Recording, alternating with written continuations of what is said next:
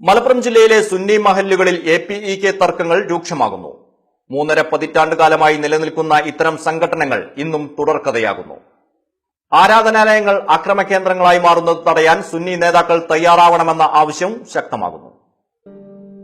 ആദർശങ്ങളിലും ആശയങ്ങളിലും വൈചാത്യങ്ങളില്ലാത്ത കേരളത്തിലെ സുന്നി വിഭാഗത്തിൽപ്പെട്ട EK-AP തർക്കങ്ങൾ തുടർക്കഥയാകുമ്പോൾ അടച്ചുപൂട്ടുന്നത് ദൈവത്തിന്റെ ഭവനങ്ങൾ, പരസ്പര സ്നേഹത്തിന്റെയും ഐക്യത്തിന്റെയും വിളനിലമാവേണ്ട മസ്ജിദുകളിൽ ആക്രമണം നടത്തി പിടിച്ചെടുക്കാൻ ശ്രമിക്കുന്നത് വർത്തമാനകാലത്തിന്റെ തീരാശാപമായി മാറിയിരിക്കുന്നു.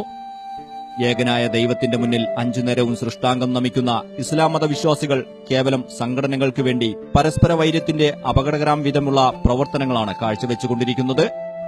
യാതൊരു ഭൗതിക ലക്ഷ്യങ്ങൾക്കും അടിമപ്പെടാതെ ആത്മീയതയിൽ മാത്രം ധന്യമാക്കേണ്ട കേരളത്തിലെ മസ്ജിദുകളിൽ പ്രശ്നങ്ങൾ ഉടലെടുക്കാൻ തുടങ്ങിയിട്ട് 3.5 പതിറ്റാണ്ടിലേറെ കാലമായി എന്നതും സങ്കടകരമാണ്.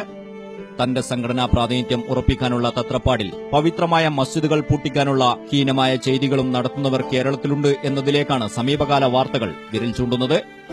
സാമ്പത്തിക ലാഭങ്ങൾക്കു വേണ്ടിയുള്ള തർക്കങ്ങളും അവസാനം ചെന്നെത്തുന്നത് APEK എന്നതിലേക്കാണ് എന്നതും പറയാതെ വയ്യ.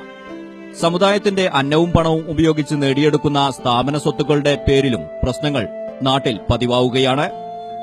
ദൈവപ്രീതി മാത്രം കാംക്ഷിക്കുക എന്ന് നാഴികക്ക് 40 വട്ടം ആക്രോശിക്കുന്ന പണ്ഡിത വേഷധാരികളും ഇത്തരം ധ്രുവീകരണ പ്രവർത്തനങ്ങൾക്ക് അണിയറ നീക്കം നടത്തുന്നു എന്നതാണ് ഏറെ ഗൌരവമായിട്ടുള്ളത്.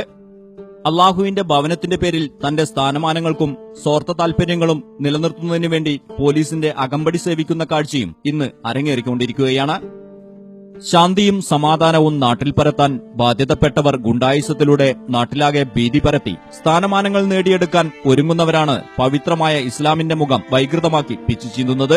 ഇത് അവസാനിപ്പിക്കണമെന്ന് അണികളോട് ആഹ്വാനം ചെയ്യാൻ സുന്നി നേതാക്കൾ സന്നദ്ധരാവേണ്ടതുണ്ട്. സംഘടനകളുടെ പേരിൽ നടത്തുന്ന ഇത്തരം പേക്കൂത്തുകൾക്ക് നേതൃത്വം ഇനിയെങ്കിലും ഒരു ഒത്താശയും ചെയ്തുകൂടാ. ആദർശങ്ങൾ അധികാരം പിടിച്ചെടുക്കാനുള്ള ഒരു ഹേതുകമാവാതിരിക്കട്ടെ. മലപ്പുറം ജില്ലയിൽ മുട്ടിക്കോടും പള്ളിക്കൽ ബസാറുമൊന്നും ഇതര മഹല്ലുകളിൽ ആവർത്തിക്കാതിരിക്കട്ടെ. News desk Malayalam television.